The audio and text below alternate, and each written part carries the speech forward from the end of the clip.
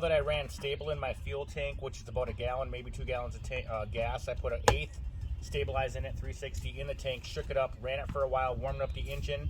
I'm gonna do an oil change before I store it. So I'm gonna grab a milk jug, fits right over this right here, 10 millimeter, take that off, break it, put that over there. Shouldn't even spill a drop basically, and then I'm gonna add my quart of oil. And that's basically, and then I'm gonna run it after, check the oil, make sure it's got the right oil level.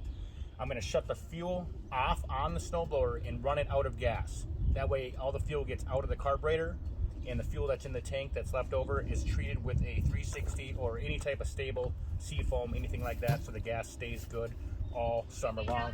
And then what I'm gonna do is I'm gonna take a REM oil, I'm gonna spray down some of these bolts and just kind of coat this thing so it prevents rust. It just kind of leaves like an oil coating after I wash the salt off. I'm gonna REM oil everything up lightly, make sure it prevents rust. So here we go, 10 milliliter. Cracked very easy. Get ready. You can use any jug, obviously.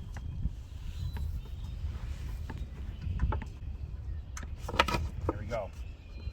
So the reason why you want to warm it up is so it stirs up the sediment in the bottom of the engine and the oil is more fluid, so that way it runs out faster. It's starting to drain.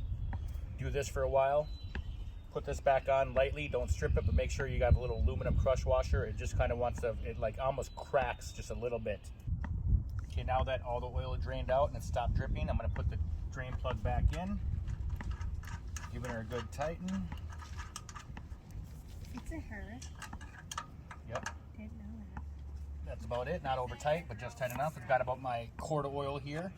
Again, I'm gonna add about 3/4 of that, check the oil. Here we go, adding the oil. A little helpful hint is when you're draining the oil, take the dip, at least loosen the dipstick so that way the pressure will allow it to run faster.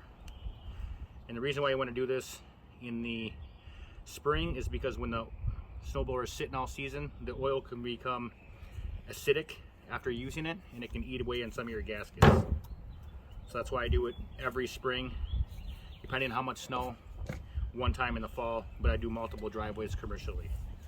Otherwise you're probably good just to do it every spring.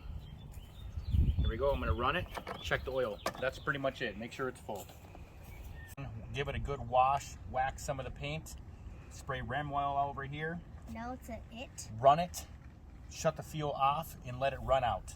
That way it sucks the gas out of the carburetor. And that's about it. That's how you do an oil change on pretty much any Toro snowblower. Thank you very much.